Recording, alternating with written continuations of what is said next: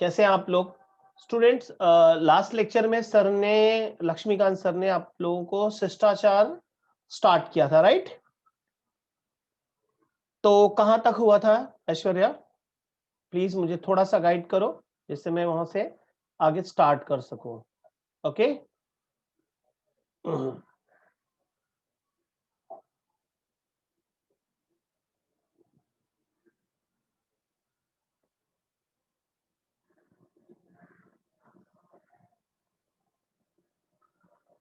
Lesson number 7 पाठ का नाम है शिष्टाचार।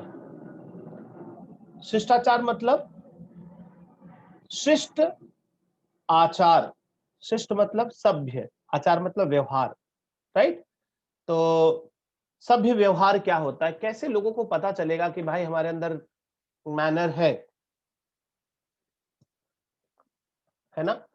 क्योंकि हमारी बातों से हमारे संस्कार, हमारे बातों का आकार तय करता है हमारा संस्कार। कि हम जितने अच्छे शब्दों का प्रयोग करते हैं, पता चलता है कि हमारे माता पिता ने हमें कितना अच्छा संस्कार दिया है, और वही संस्कार से हम शिष्टाचार। ओके, आप सभी को भी लोहड़ी की हार्दिक शुभकामनाएं। प्लीज पेज नंबर 67 स्टार्ट करना है। एक मुझे एक सेंटेंस बता दो ना रिद्धि, प्लीज खाली सेंटेंस बता दो, मुझे नहीं पता है। भीष्म साहनी जी जो यहीं पर जुहू में ही रहते थे, उनके भाई बलराज साहनी जो कि बॉलीवुड के एक बहुत ही प्रसिद्ध कलाकार थे, दूसरे दिन श्रीमती जी ने। ओके, ठीक है। तो हमने हेतु के बारे में कहानी पढ़ी है कि हेतु कैसे आता है। नौकरी की तलाश करते करते उसको श्रीमान जी लेके आते हैं। कौन? राम गोपाल जी। और मुफ्त के दाम में, सोचो 12 रुपए महीने के लिए। लेकिन श्रीमती जी बहुत ही खड़ूस, बहुत ही चालाक किस्म की औरत है, और उनको हमेशा अपने नौकरों पर शक रहता है, और हमेशा शक करती हैं। एक मिनट पहले देखूं कहाँ तक हुआ था, फिर तब मुझे समझ में आएगा कि मैं आगे कंटिन्यू कहाँ से करूं, बिकॉज मैंने पढ़ाया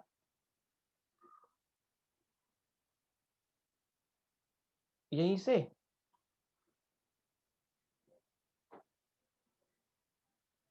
एक सेकेंड।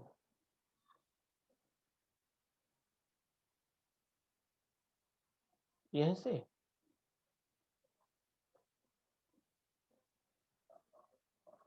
एक दिन शाम का वक्त था।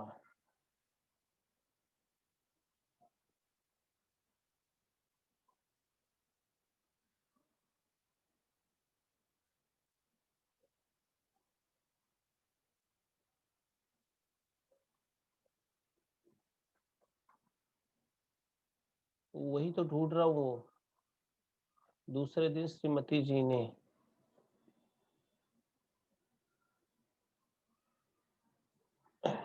एक काम करता हूं मैं,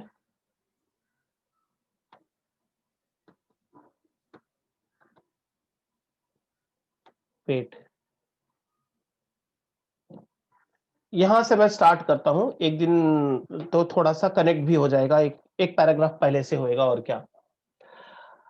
अच्छा, श्रीमती जी ने हेतु को रखा, उसको जो है सब काम समझा दिया, काम करने लगा, लेकिन काम करने का तरीका उसका बहुत भयानक था। बिल्कुल मैं शॉर्टकट में फटाफट पढ़ा रहा हूं, जहां से कनेक्ट होएगा वहां से कंटिन्यू कर दूंगा, ठीक है? तो प्लीज अभी यहीं से ध्यान दो। हेतु सब काम करने लगा, लेकिन कभी ग्लास तोड़ देता था, कभी बर्तन तोड़ देता था, कभी पर्दे ऐसे भयानक तरीके से साफ करता था कि साफ कम होता था, गंदा ज्यादा हो जाता था। लेकिन धीरे धीरे 3 महीने हो गए, लेखक बता रहे हैं कि हेतु पुराना हो गया, भरोसा हो गया, और उनके घर में बेटे के मुंडन का कार्यक्रम भी था, और उसकी वजह से अब बार बार चाबियां जो है हेतु को देनी पड़ती थी। इससे परेशान होकर श्रीमती जी ने घर की चाबी का गुच्छा जो है नौकर के हाथ में दे दिया, और यहीं पर श्रीमती जी एक भूल कर गई। श्रीमान और श्रीमती जी का एक छोटा सा बालक था, जो अब 4-8 बरस का हो चला था, ठीक है। और प्रथा अनुसार, प्रथा मतलब रिवाज के अनुसार, जो परंपरा है, परंपरा के अनुसार उसके मुंडन संस्कार के दिन नजदीक आ रहे थे। पूरे घर में बड़े उत्साह और प्यार से मुंडन की तैयारियां होने लगी। ये एक ऐसा कार्यक्रम है, बड़ा खुशी का वक्त होता है। और हिंदू धर्म में जो 16 संस्कार होते हैं, उन संस्कारों में एक संस्कार ये भी है। सॉरी मीत, वॉइस का प्रॉब्लम तो नहीं है, मेरा नेटवर्क बहुत परफेक्ट है। मैं मुंबई में आ गया हूँ, गांव में नहीं हूँ, तो प्लीज आप रिज्वाइन कर लो एक बार, ठीक है मीत।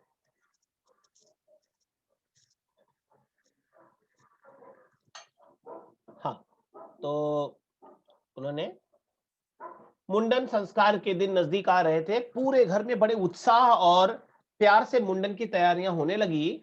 बेटे के वात्सल्य, वात्सल्य का मतलब होता है प्रेम, प्यार। बेटे के प्रति माँ का प्यार जो है वो वात्सल्य कहलाता है। वात्सल्य ने श्रीमती जी की आंखें, आंखें मतलब यहाँ पर आंख से नहीं है, नजर से है। नजर मतलब ध्यान, अटेंशन। रिद्धि हो गया मुझे पता है, बट बीच में से स्टार्ट करने दो ना मुझे, जहां से थोड़ा सा कनेक्ट हो सके, ठीक है। हाँ, तो आटे दाल और घी से हटाकर रंग बिरंगे खिलौनों और कपड़ों की ओर फेर दी। शामियाने और बाजे का प्रबंध होने लगा। शामियाने का मतलब टेंट होता है, ठीक है, जहां पर लोग जिसके नीचे बैठते हैं, व्हाइट हाउस लगाते हैं ना, शामियाना उसको बोलते हैं। शामियाने और बाजे का मतलब बैंड बाजे का प्रबंध मतलब इंतजाम होने लगा। मित्रों संबंधियों को निमंत्रण पत्र लिखे जाने लगे इनवाइट करने के लिए, और धीरे धीरे धीरे धीरे क्रिया विशेषण अव्यय है। चाबियों का गुच्छा श्रीमती जी के दुपट्टे के छोर मतलब किनारे से निकलकर नौकर के हाथों में रहने लगा, क्योंकि अब श्रीमती जी ने घर के ये छोटी छोटी चीजों पर ध्यान देना बंद किया और अब कार्यक्रम पे ज्यादा ध्यान दिया। आखिर वह शुभ दिन आ पहुंचा जिस दिन उसका मुंडन होना था। श्रीमान और श्रीमती जी के घर के सामने बाजे बजने लगे, बैंड बाजा बजने लगा। मित्र, संबंधी, संबंधी मतलब रिलेटिव, मेहमान मोटरों व टांगों पर बच्चे के लिए उपहार ले लेकर, गिफ्ट ले लेकर आने लगे। और फूलों, फूल पता है ना,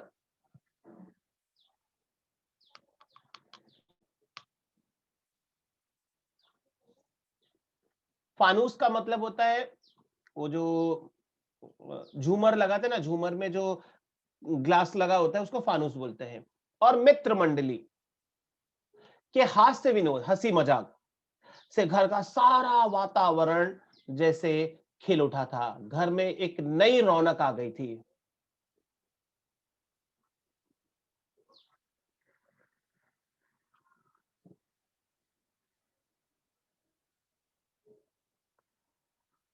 अब श्रीमान और श्रीमती जी तो भाई काम में, मेहमान में, लोगों के देखभाल में इतने मशगूल हो गए थे, इतने घुल मिल गए थे कि उन्हें पसीना पोंछने की भी फुर्सत नहीं थी, मतलब जरा भी आराम नहीं था।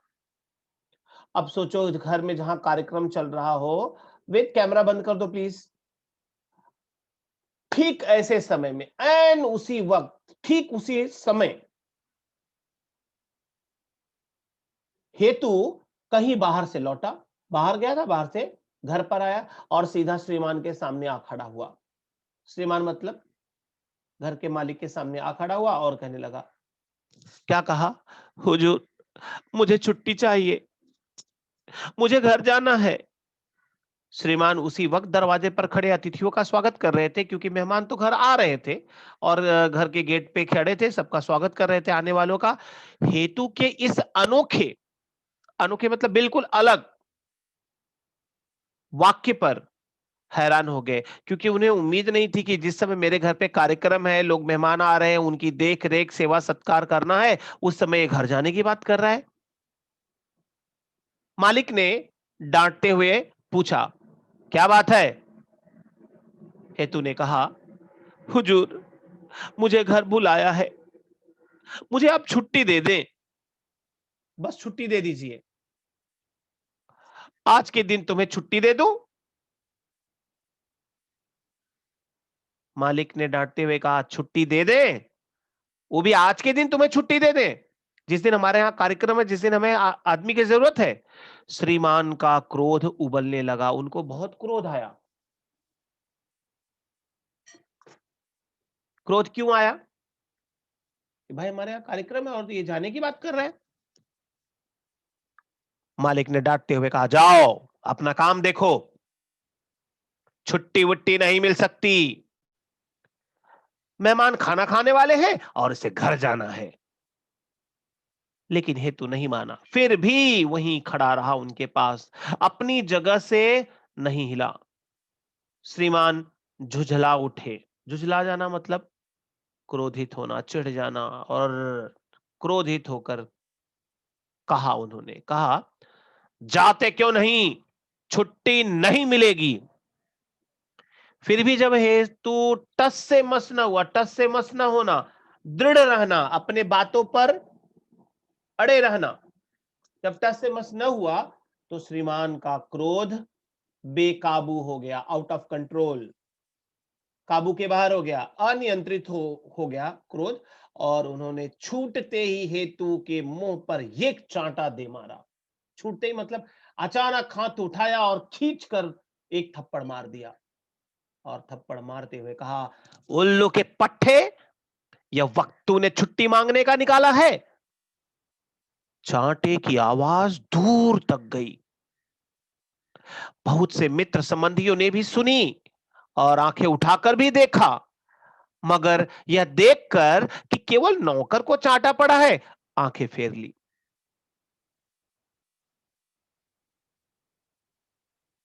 अमीरों की ये बेरुखी क्या गरीबों को, क्या नौकर को, क्या मजदूर को जीने के साथ साथ सम्मान का अधिकार नहीं है? लेकिन लोगों ने नजर उठाकर देखी तो लोगों ने क्या देखा? अरे तो नौकर को मार पड़ी। सबने आंखें फेर ली। आंखें फेर लेना मतलब मुंह मोड़ लेना। सबने इग्नोर कर दिया, हाँ, नौकर को मारा। मतलब उनके विचार ऐसे थे कि नौकर तो मार खाने के लिए होते हैं। श्रीमती को जब इसकी सूचना मिली, अभी तो श्रीमान जी ने थप्पड़ दिया, तब तक खबर आग की तरफ फैल गई घर में। और श्रीमती जी के बाद खबर गई कि लो तुम्हारा नौकर जा रहा है, छुट्टी मांग रहा है। जब इसकी सूचना मिली तो जैसे वह तंद्रा से जागी, तंद्रा मतलब नींद से जागी। अब उन्हें याद आया, हाय रब्बा, मेरी घर की चाबियां तो सब उसके पास ही हैं। और उनका जो जासूसी वाला दिमाग था एक्टिव हो गया। और श्रीमती जी ने क्या सोचा, हो ना हो इसमें कोई भेद है ना, कुछ तो गड़बड़ है। ये अभी क्यों जा रहा है? मतलब लगता है मेरे घर से इसने बहुत सारा माल चुराया है। अब वो पछतावा करने लगी, हाय हाय मैं भी कैसी मूर्ख हूं जो इस लंपट पर विश्वास करती रही। क्या कहा कि मैं कितनी बेवकूफ हूं कि मैं ऐसे लंपट पर विश्वास करती रही, ऐसे धोखेबाज बदमाश पर विश्वास करती रही और इसके हाथ में अपने घर की सारी चाबी दे दी मैंने।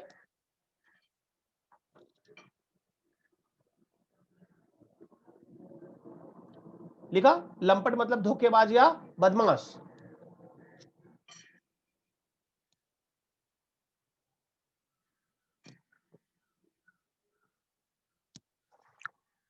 क्या कहा? श्रीमती जी ने कहा, मैं भी कैसी मूर्ख हूं जो इस लंपट पर विश्वास करती रही और सब ताले खोल कर इसके सामने रख दिए, सब दिखा दिया इसको खजाना अपना घर का। इसने ना मालूम किस किस चीज पर हाथ साफ किया है। हाथ साफ करना मतलब चुराना, चोरी करना।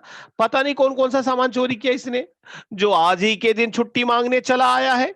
जब हम व्यस्त हैं अपने कार्यक्रम में तब ये छुट्टी मांग रहा है। अब हमको पता कैसे चलेगा कि ये क्या क्या चुरा के जा रहा है? भागी भागी बाहर आई और बरामदे में खड़ी होकर हेतु को फटकारने लगी, सुनाने लगी। उन्होंने वह कुछ कहा जो हेतु के कानों ने पहले कभी नहीं सुना था। ऐसा नहीं था कि पहले उसको गालियां नहीं पड़ती थी, लेकिन आज ब्रांडेड गालियां मिल रही थी सब उसको, जो उसने कभी नहीं सुना था। नई नई भयानक गालियां सुनने को मिल रही थी। कुछ एक संबंधी इकट्ठे हो गए, कुछ उनके रिश्तेदार आ गए।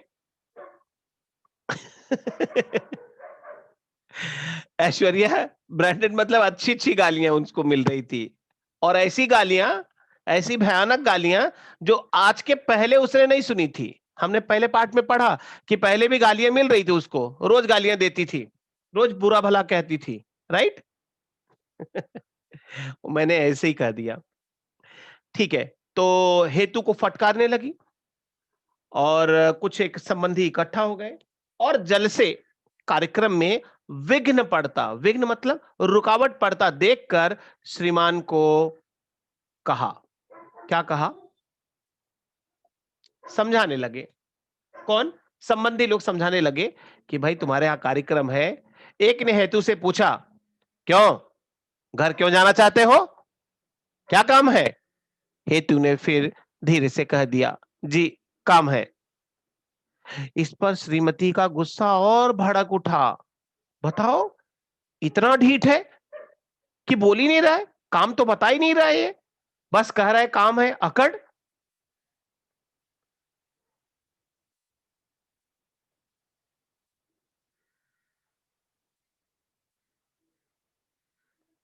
मगर बाकी लोग तो बात को निपटाना चाहते थे, मैटर क्लोज करना चाहते थे। हाँ ठीक है भाई, गुस्सा झगड़ा करना बंद करो, नौकर को मारना बंद करो, खत्म करो इसको।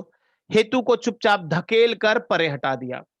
हेतु को धक्का दिया और परे मतलब अलग, दूर कर दिया। किससे? मालकिन से दूर कर दिया कि भाई जाओ, तुम यहां से हटो, झगड़ा मत करो। फिर पति पत्नी ने परामर्श किया। परामर्श मतलब विचार विमर्श, बातचीत की, क्या करना है इसका, जाने दें कि नहीं जाने दें। दोनों इस नतीजे पर पहुंचे, दोनों पति पत्नी ने ये निर्णय किया कि इस वक्त चुप हो जाना ही ठीक है। इस वक्त अगर हम शांत रहे तो ही ठीक है, मुंडन के बाद इसका इलाज सोचेंगे। एक बार मुंडन हो जाने दो, सब मेहमानों को जाने दो, फिर इसका अच्छे से इलाज करेंगे। हेतु बजाय इसके कि फिर काम में जुट जाता, बरामदे के एक कोने में जाकर बैठ गया। लोगों ने सोचा कि चलो ठीक है, अभी हटा दिए फिर काम पे लग जाएगा, लेकिन वो काम पे नहीं लगा। वो वहीं बरामदे में बैठ गया। यस, बोलो, कौन हाथ उठा रहा था, कुछ पूछ रहा था? मैसेज करो ना, हाथ क्यों उठा रहे हो? तो बरामदे के एक कोने में जाकर बैठ गया और न हूं न हां, कुछ नहीं बोल रहा है, चुपचाप इधर उधर ताकने लगा, इधर उधर देखने लगा। इस पर श्रीमान आपे से बाहर होने लगे। उनको क्रोध आने लगा कि बताओ, इतना ढीठ है, एक तो हमारे यहाँ काम है और ऊपर से ये जाके चुपचाप बैठ गया है। पहले तो देखते रहे, सकता है थोड़ी देर में उठ जाए, लेकिन धीरे धीरे उनका गुस्सा जो है सातवें आसमान पे पहुंचते जा रहा था। फिर उसके पास जाकर उससे कड़क कर बोले, कड़क कर मतलब डांट कर बोले, काम करेगा या मैं किसी को बुलाऊं? किसी को बुलाऊं मतलब तुम्हारे हड्डी पसली तोड़ने के लिए किसी को बुलाऊं?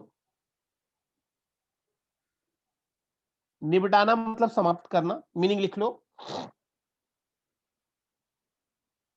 परे मतलब अलग या दूर। परामर्श मतलब सलाह। नतीजे मतलब निर्णय या परिणाम।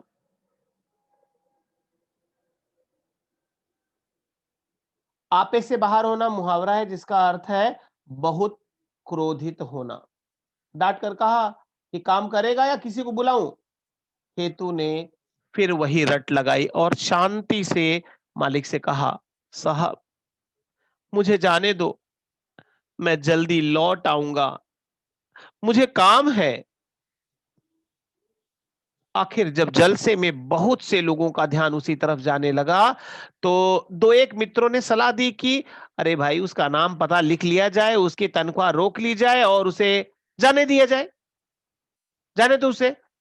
श्रीमान ने अपनी डायरी खोली, उस पर हेतु का पूरा पता लिखा, नीचे अंगूठा लगवाया और धक्के मारकर बाहर निकाल दिया, जा निकल जा। दूसरे दिन श्रीमती ने अपना ट्रंक खोला। ट्रंक मतलब लोहे की पेटी, बॉक्स। श्रीमती ने अपने लोहे की पेटी खोली और अपनी चीजों की पड़ताल शुरू की।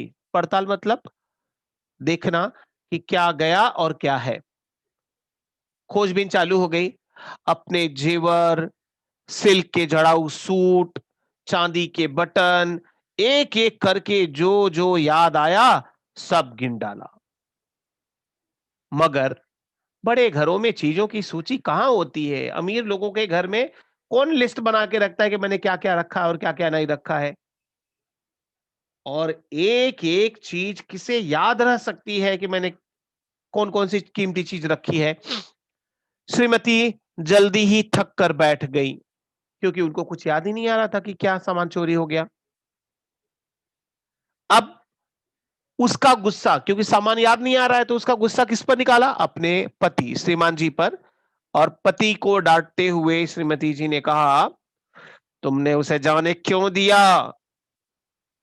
अरे कभी कोई नौकरों को यूं भी जाने देता है क्या? तुमने ऐसे जाने दिया? ऐसे कोई जाने देता है नौकर को? अब मैं क्या जानूं क्या क्या उठा ले गया है मेरा। अब मुझे कैसे पता चलेगा क्या क्या चोरी करके लेके गया?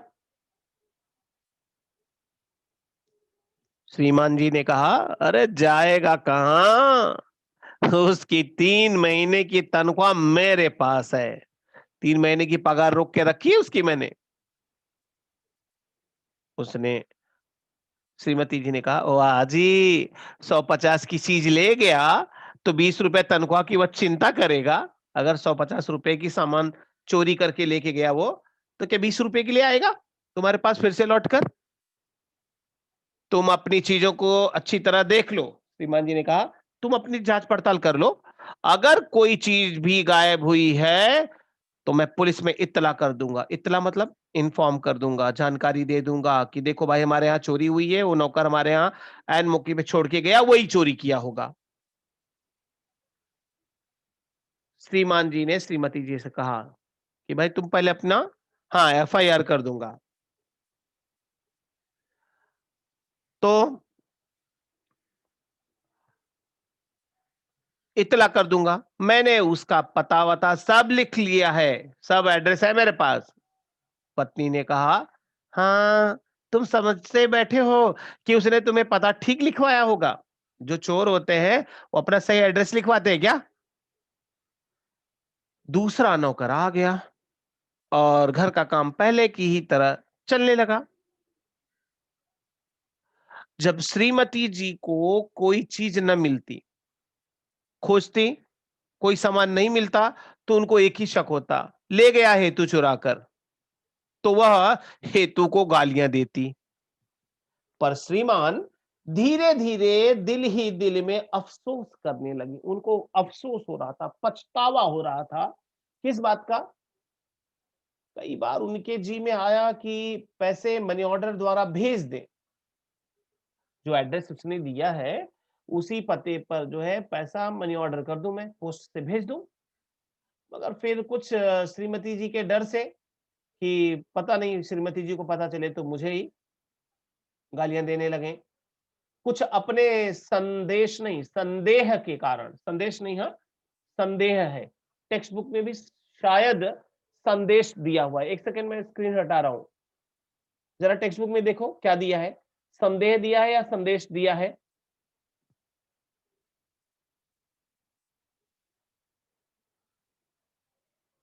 संदेह दिया है।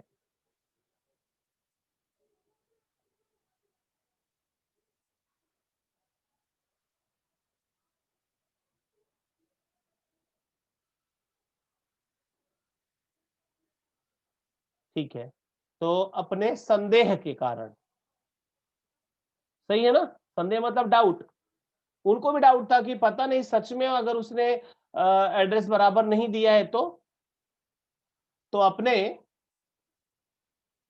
संदेह के कारण, एक सेकेंड,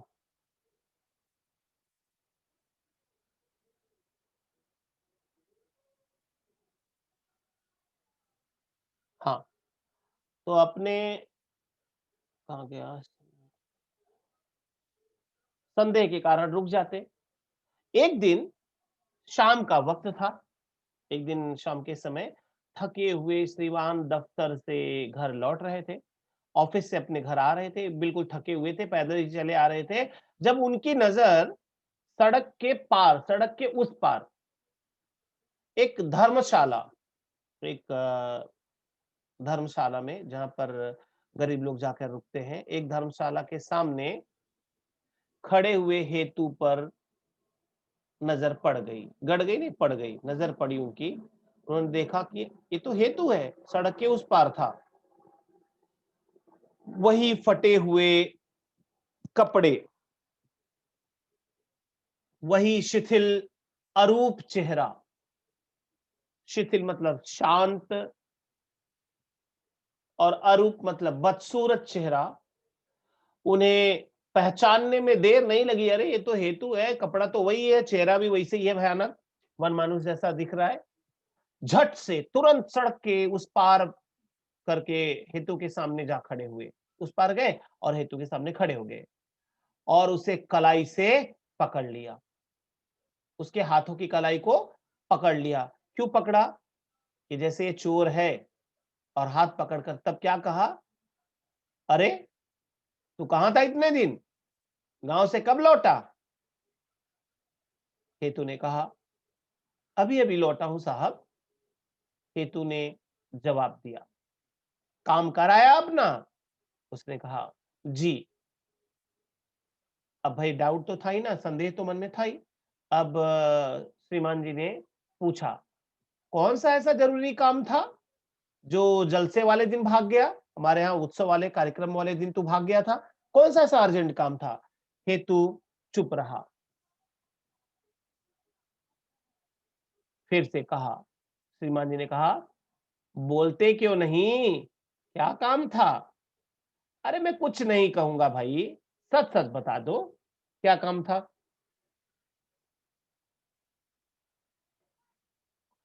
सहसा, सहसा मीन्स अचानक, क्रिया विशेषण अव्यय है, अंडरलाइन करके लिख लो। सहसा हेतु की आंखों में आंसू आ गए, उसके आंखों में आंसू भर आए, होंठ बात करने के लिए खुलते मगर फिर बंद हो जाते। उसके होंठ खुलते थे, कुछ कहना चाहता था, बोलना चाहता था, लेकिन होंठ कांपने लगते, फिर मुंह बंद हो जाते कि कहूं तो कैसे कहूं। लेकिन बार बार आंसू छिपाने का यत्न करता, यत्न मतलब प्रयास, कोशिश करता कि मेरे आंखों के अंदर के आंसू दिखाई ना दे इनको, मगर आंखें ऐसी छलक आई, आंखों में आंसू ऐसे भर आए कि आंसुओं को रोकना असंभव हो गया था, अर्थात आंखों से आंसू टपकने लगे। ये देखकर बाबू राम गोपाल पसीज उठे। पसीज जाना मतलब पिघल जाना, दया आ जाना। उनका भी दिल पसीज गया। अब उन्होंने प्यार से कहा, अच्छा क्या बात है? उसका कंधा सहलाते हुए बोले। कंधा सहलाना मतलब आत्मीयता, एक अपनापन दिखाना। जब उसे सिंपैथी मिली, सहानुभूति मिली, तो उसने कहा, जी मेरा बच्चा मर गया था। सोचो, इतना दर्द सहकर भी वो उनकी मार खाया, इतनी डांट पड़ी, उसको इतना बुरा भला कहा गया, उसका एड्रेस पता लेकर उसका ही पगार रोककर उसे धक्के मारकर निकाल दिया गया, लेकिन उसने किसी से ये नहीं कहा कि मेरा बच्चा मर गया है। अब क्यों नहीं कहा? वो कह सकता था, अपना दर्द बता सकता था, अपनी समस्या बता सकता था, इतना सब कुछ नहीं होता, लेकिन क्यों नहीं बताया? इसी बात में शिष्टाचार छिपा हुआ है। क्या सभ्य सिर्फ अमीर घरों के लोग होते हैं? क्या सभ्य सिर्फ पढ़े लिखे लोग होते हैं? या सभ्यता और संस्कार और शिष्टाचार बचपन से हमारे माता पिता के द्वारा दिया जाता है, बच्चों को दिया जाता है, उसका पढ़ाई लिखाई से कोई मतलब नहीं होता है। नहीं तो बहुत सारे पढ़े लिखे व्यक्ति ऐसे अपशब्दों का प्रयोग करते हैं कि उनकी असभ्यता उनके चेहरे पे झलकती है। लेकिन कुछ लोग कम पढ़े लिखे होने के बावजूद भी वो ऐसी सरल, मीठी, मधुर बातों का प्रयोग करते हैं, अच्छे शब्दों का प्रयोग करते हैं कि लोगों के दिलों में बस जाते हैं। जब उस हेतु ने कहा कि मेरा बच्चा मर गया था, लड़खड़ाती हुई आवाज में हेतु ने कहा। बाबू राम गोपाल को सुनकर दुख हुआ। किस बात पर दुख हुआ कि अरे रे रे रे, बताओ इसका बच्चा मर गया था और उस दिन मैंने छुट्टी भी नहीं दिया और इसको ऊपर से मारा भी, भला बुरा भी कहा। थोड़ी देर तक चुपचाप खड़े उसके मुंह की ओर देखते हैं। रामगोपाल जी, श्रीमान जी खड़े रहे, एकटक उसके चेहरे पर देखते रहे और फिर बोले, मगर तुमने उस वक्त कहा क्यों नहीं? तुम्हें बताया क्यों नहीं कि तुम्हारा बच्चा मर गया? तुमसे बार बार पूछा गया कि क्यों जाना है, क्यों घर जाना है, किस लिए घर पे बुलाया गया है, मगर तुम कुछ भी न बोले। क्यों? हेतु ने अब धीरे से कहा, जी वहां कैसे कहता, वहां मतलब ऐसे खुशी वाले घर में मैं कैसे कहता? खुशी वाले घर में यह नहीं कहते। हमारे संस्कार में, हमारे शिष्टाचार में यह सिखाया गया है कि जहां पर खुशी की बातें हो रही हो, जहां पर खुशी का माहौल हो, जहां पर कुछ अच्छा कार्यक्रम हो रहा हो, वहां मातम की, मरने की बात नहीं करते। खुशी वाले घर में यह नहीं कहते, हमारे गांव में इसे बुरा मानते हैं। और श्रीमान स्तब्ध, स्तब्ध मतलब बिल्कुल एकदम शॉक्ड,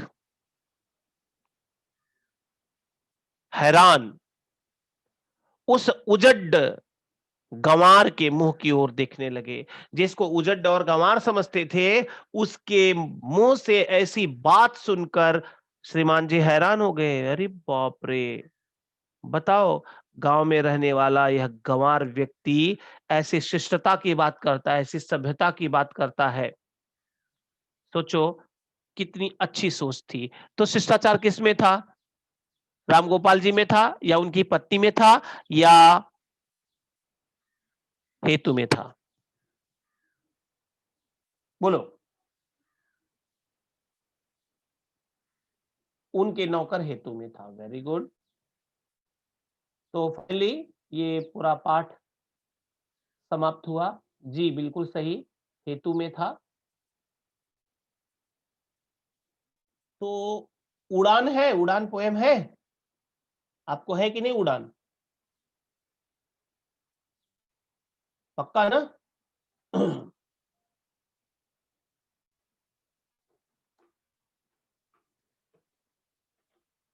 तो चलिए शुरू करते हैं।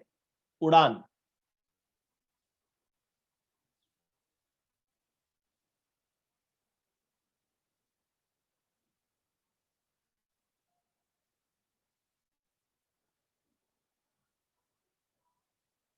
बड़ी अच्छी कविता है। और उड़ान का मतलब तो आप लोग जानते ही होंगे ना, उड़ान का क्या अर्थ होता है? अच्छा, ये कवि का नाम सही है क्या? चंद्रसेन विराट?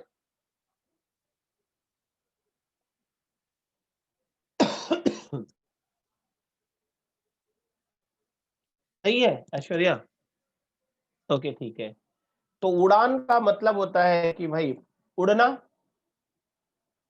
खुले आसमान में उड़ना, स्वतंत्र होकर उड़ना। तो उड़ान में कवि ने क्या क्या बातें बताई है, आइए देखते हैं। बहुत अच्छी ये गजल है, और गजल में कवि ने उड़ान की बात की है, ऊंचाई पे उठने की बात की है, सकारात्मक सोच की बात की है।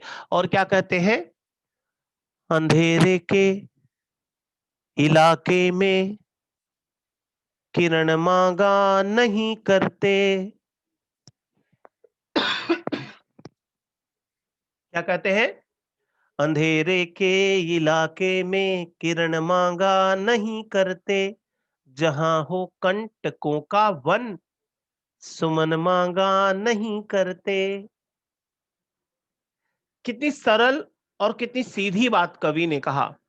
विराट जी कहते हैं अंधेरे के इलाके में, इलाका समझते हैं ना, क्षेत्र, कंटक मतलब कांटा,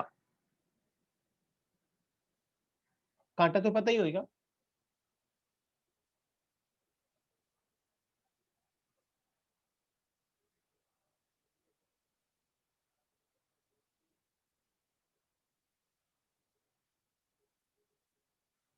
पता है ना, कंटक मतलब कांटा।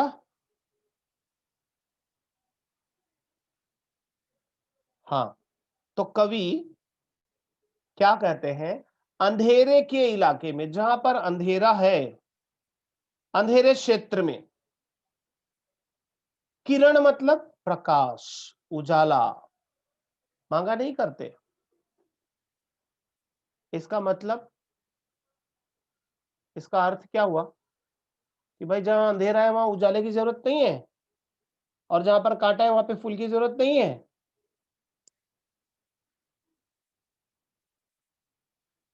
जहां पर, देखो हमने हमेशा पढ़ा है कविताओं में, अंधेरे और उजाले दोनों को प्रतीकात्मक रूप में, प्रतीकात्मक मतलब सिंबॉलिक रूप में कैसे माना जाता है। कहते हैं कि अंधेरा जो है वो किसका प्रतीक है, बुराई का, और उजाला अच्छाई का,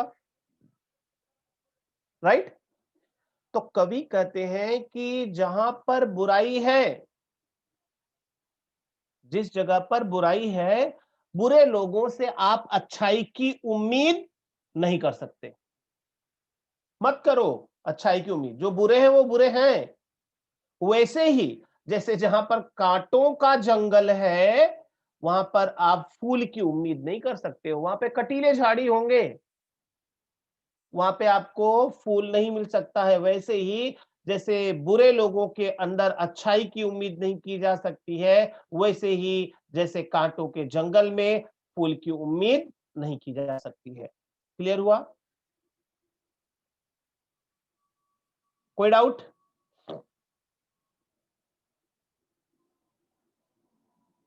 चलो इसका भावार्थ भी जरा देख लेते हैं। प्रस्तुत गजल में कवि चंद्रसेन जी कहते हैं कि इंसान के पास स्वाभिमान का होना बेहद जरूरी होता है। उसे अंधेरे के इलाके में किरण नहीं मांगनी चाहिए। यानी जब संकट की स्थिति आ जाए तब इंसान को स्वयं ही उसके साथ संघर्ष करना चाहिए, किसी से मदद नहीं मांगनी चाहिए। जहां पर कंटकों का यानी कांटों का वन होता है, वहां पर कांटों के अलावा, स्क्रीनशॉट ले लो, कांटों के अलावा, ले लिया।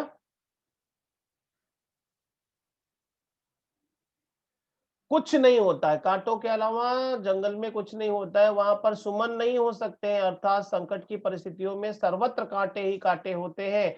वहां पर दुख, दर्द व पीड़ा ही होती है। वहां पर हम सुख की अपेक्षा नहीं कर सकते हैं, आप सुख की उम्मीद नहीं कर सकते हो। आपको मुसीबत झेलनी पड़ेगी, लेकिन मुसीबत झेलने के लिए आपको तैयार रहना पड़ेगा। जैसा कि मैंने बताया, अगर आपको वो चीज, मेरा भावार्थ अगर सरल लगता है तो आप उसे अपने तरीके से भी लिख सकते हैं कि कवि कहते हैं कि बुरे लोगों से आप अच्छाई की उम्मीद वैसे ही नहीं कर सकते जैसे कांटों के जंगल में आप फूल की उम्मीद नहीं कर सकते। बिल्कुल सरल तरीके से ऐसे भी लिख सकते हैं, जो इजी लगे वो लिख लो। क्लियर? आगे बढ़े। बात एक की है।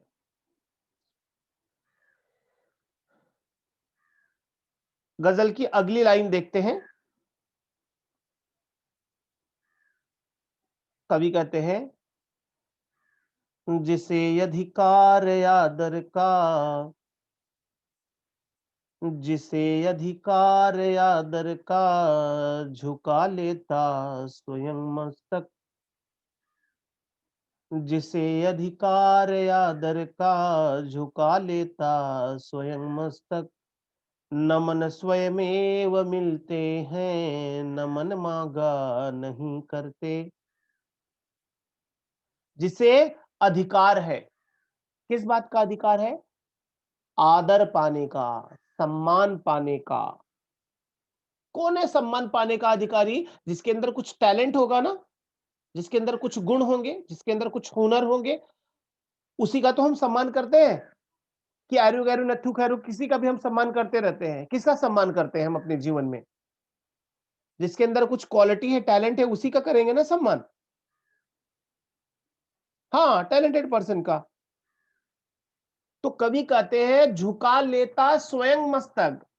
अरे भाई, अगर आदमी टैलेंटेड है तो उसके सामने तो अपने आप हम अपना सर झुका लेते हैं, उसको प्रणाम कर लेते हैं, उसके सामने झुक जाते हैं कि you are the great, you are the best, आप महान हो, इसके लिए हम आपके सामने नतमस्तक हैं। और कवि कहते हैं कि नमन स्वयमेव मिलते हैं। स्वयमेव मतलब अपने आप।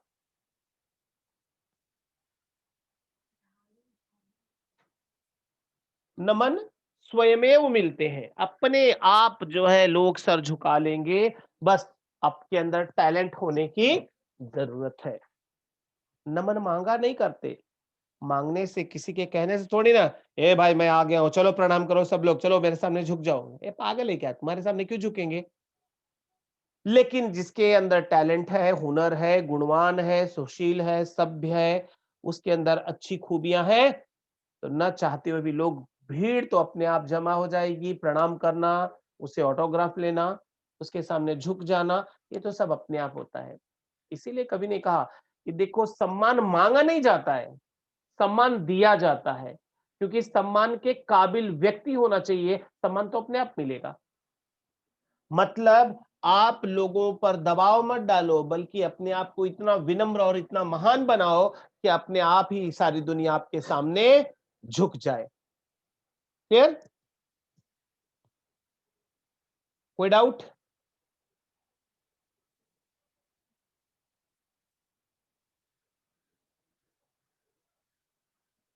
प्रस्तुत गजल में कवि कहते हैं कि जो व्यक्ति सचमुच आदर का अधिकारी है, हकदार है, उसके सामने दूसरे लोगों के मस्तक अपने आप झुक जाते हैं।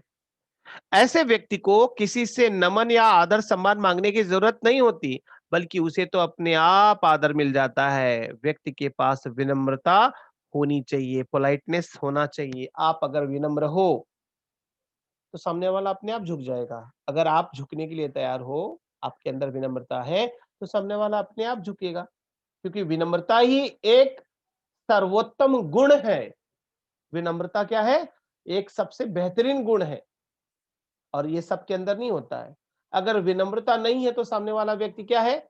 एरोगेंट है, घमंडी है, और वो नहीं झुक सकता है। और झुकने का मतलब सम्मान करना। जब आप किसी का सम्मान नहीं कर सकते हो तो सामने वाला भी आपका सम्मान क्यों करेगा? इसीलिए जीवन में विनम्र होने की आवश्यकता है। क्लियर?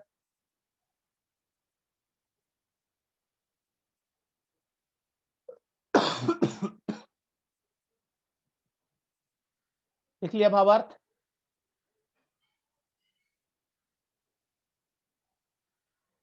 जिसे अधिकार आदर का झुका लेता स्वयं मस्तक,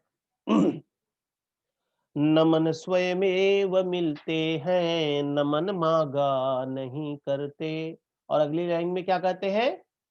परों में शक्ति हो तो नाप लो, उपलब्ध नभ सारा, उड़ानों के लिए पंछी गगन मांगा नहीं करते।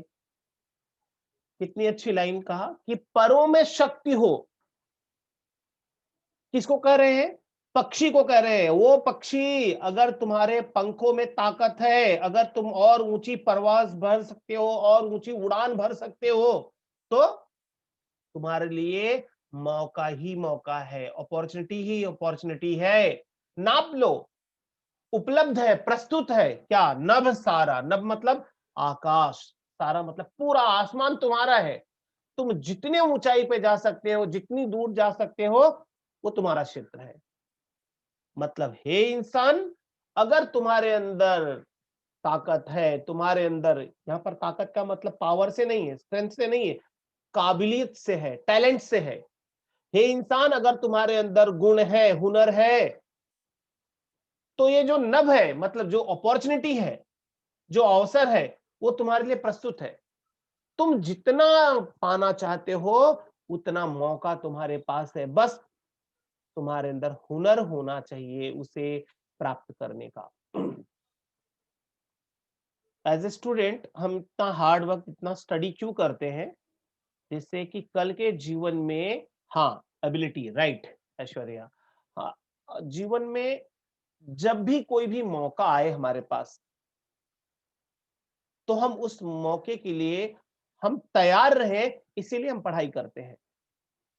कहते हैं ना, एक हिंदी में बहुत अच्छी कहावत है कि वक्त का सितारा हर किसी का चमकता है।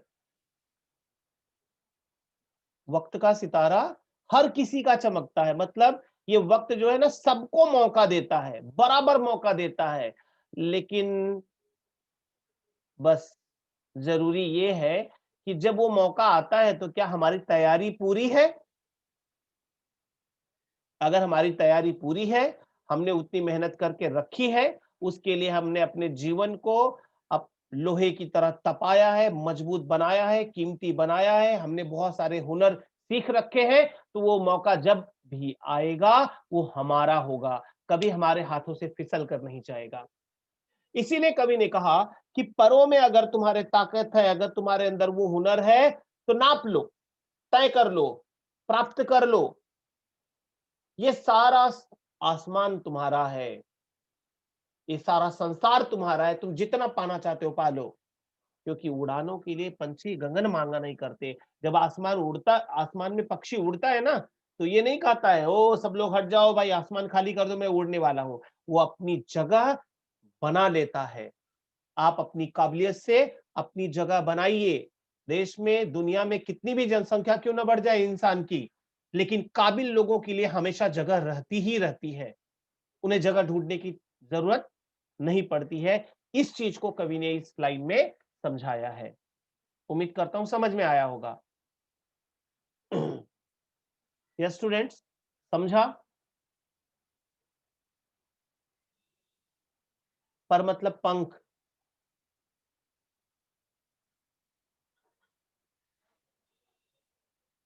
ठीक है, भावार्थ फटाफट स्क्रीनशॉट ले लो। प्रस्तुत गजल में कवि कहते हैं, जिनके पंखों में शक्ति होती है, ताकत होती है, वे संपूर्ण आसमान को नाप लेते हैं। यानी जिनके पास साहस व वीरता होती है, या जिनके हौसले बुलंद होते हैं, वे असंभव कार्य को भी संभव कर सकते हैं। असंभव, कठिन, मुश्किल काम को भी आसान कर सकते हैं। जैसे कि आसमान में विचरण करने वाला, आसमान में उड़ने वाला, आसमान में विचरण करना या उड़ना, तो पंछियों का काम होता है, राइट है ना? नेचुरली वो उड़ेंगे तो आसमान में ही जाएंगे। और वे तो गगन में नित्य, नित्य मतलब हर दिन संचार करते रहते हैं, टहलते रहते हैं, घूमते रहते हैं। उन्हें उड़ने के लिए किसी से गगन मांगने की आवश्यकता नहीं होती है। उनको उड़ने के लिए आसमान में जगह मांगने की जरूरत नहीं होती, अर्थात जहां चाह वहां राह अपने आप निर्माण हो जाता है। अगर चाहत है आपकी, तो जगह अपने आप बन जाएगी आपके लिए। क्लियर? अगली लाइन पे चलते हैं। आगे कहते हैं, जिसे मन प्राण से चाहा, निमंत्रण के बिना उसके। जिसे मन प्राण से चाहा, निमंत्रण के बिना उसके। सपन तो खुद ब खुद आते, नयन मांगा नहीं करते। डॉक्टर एपीजे अब्दुल कलाम जी ने एक बात कही थी कि सपने वे नहीं होते हैं जो रात को आते हैं, सपने तो वे होते हैं जो हमें सोने नहीं देते, है ना? वो सपना अलग होता है जो रात को सोते समय हम देखते हैं, लेकिन वो सपना अलग होता है जो हम फ्यूचर में जीना चाहते हैं, जो हमारा ड्रीम होता है ना? तो वो एक ड्रीम के लिए तो सोना पड़ता है, एक ड्रीम के लिए जागना पड़ता है। जब हम अपने जिंदगी के सपनों को साकार करना चाहते हैं तो उसके लिए जागना पड़ेगा, मतलब कठिन मेहनत करनी पड़ेगी। तो कवि ने क्या कहा कि जिसे मन प्राण से चाहा, मतलब जिसे हमने दिल से चाहा, जिसको अपने जीवन का सपना बनाया, जिसको अपने जीने की ख्वाहिश बनाई, वो भी निमंत्रण के बिना, उसके उस सपने ने मुझे इनवाइट नहीं किया था कि मुझे जीवन में आईएएस ऑफिसर बनना है, तो किसी आईएएस ऑफिसर ने या उस पोस्ट ने मुझे ये अपॉर्चुनिटी नहीं दिखती कि मैं चाहता हूं कि तुम ही बनो, लेकिन फिर भी मैंने अपने जीवन का सपना बनाया, मुझे आईएएस ऑफिसर बनना है। ठीक है, तो कवि ने कहा कि सपन तो खुद ब खुद आते हैं, आदमी खुद ही वो ड्रीम अपने आप में पैदा करता है कि मुझे क्या करना है, मुझे क्या बनना है। नयन मांगा नहीं कर, ये आंखें सपने को मांगती नहीं है, वो अपने आप सपने आ जाते हैं। मतलब अगर जीवन में आपको कुछ बनना है तो उसकी प्रेरणा आपके अंदर अपने आप आएगी, किसी के कहने पे नहीं। क्योंकि लाइफ में कुछ लोग बहुत कंफ्यूज होते हैं, मैं क्या करूं, फिर 9th 10th तो हो जाएगा, फिर मैं आगे क्या पढूं, बहुत कंफ्यूजन है। सॉरी, आप अपने आप से पूछो, किसी और से पूछ के मत करो, क्योंकि पढ़ना आपको है, परीक्षा आपको देना है, टैलेंट आपको लाना है, काबिल आपको बनना है। तो आप अपने तरीके से सोचो, किसी और के कहने पे नहीं। यही चीज यहां पर भी कवि ने बताया कि भाई जो अपने दिल से उस सपने को खुद डिसाइड करता है कि मुझे क्या करना है जीवन में, तो बोले वो सपना तो अपने आप आता है हमारे अंदर। ये आंखें सपने को मांगती नहीं है, वो अपने आप हमारी जिंदगी में आता है और हम उसे जीने लगते हैं। उसे पाने के लिए हम दिन रात एक कर देते हैं। क्लियर? खुद ब खुद मतलब अपने आप, स्वयं। कोई डाउट? ये लीजिए इसका भावार्थ।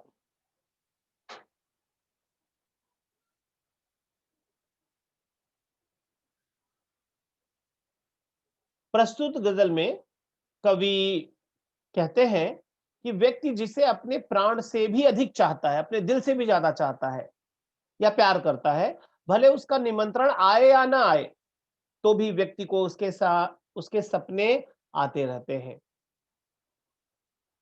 व्यक्ति के नयनों में उसके ही सपने आने चाहिए जो आप बनना चाहते हैं, जो आप करना चाहते हो। इस प्रकार की जिद नहीं करते हैं, कुछ लाइन मिस किया क्या? व्यक्ति के नैनों में उसके ही सपने आने चाहिए, इस प्रकार की जिद नहीं करते हैं या उसके ही सपने देखने हैं। क्योंकि अगर आप डिसाइड करके रात को सो कि मुझे आज यही सपना देखना है, तो सपना नहीं आएगा, कभी नहीं आएगा। इस प्रकार की मांग भी नहीं करते हैं, अर्थात व्यक्ति जिसे दिल से चाहता है वह सपने में खुद ही आया करता है, उसे बुलाने की जरूरत नहीं पड़ती है, और वही सपना हमारा जीवन बन जाता है जब हम उसे जीने लगते हैं, उसे पाने का प्रयास करने लगते हैं। मैंने एक एग्जांपल आपको दिया आईएएस ऑफिसर का। क्लियर? कोई डाउट?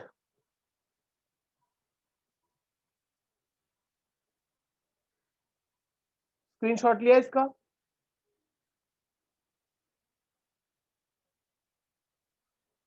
तो इसके आगे यहां से मैं आपको नेक्स्ट लेक्चर में पढ़ाऊंगा। जिन्होंने कर लिया स्वीकार पश्चाताप में जलना, सुलगते आप बाहर से अगन मांगा नहीं करते। तो ऐश्वर्या प्लीज यहाँ पे टिक मार्क कर लेना। ठीक है, तो मुझे नेक्स्ट लेक्चर में बता देना यहाँ से स्टार्ट करना है, जिससे मैं वहीं से स्टार्ट करूं। ओके, तो आज के लिए इतना ही, फिर मिलते हैं नेक्स्ट लेक्चर में। तब तक के लिए बाय बाय, टेक केयर। आप सबको लोहड़ी की हार्दिक शुभकामनाएं और मकर संक्रांति की भी ढेर सारी शुभकामनाएं।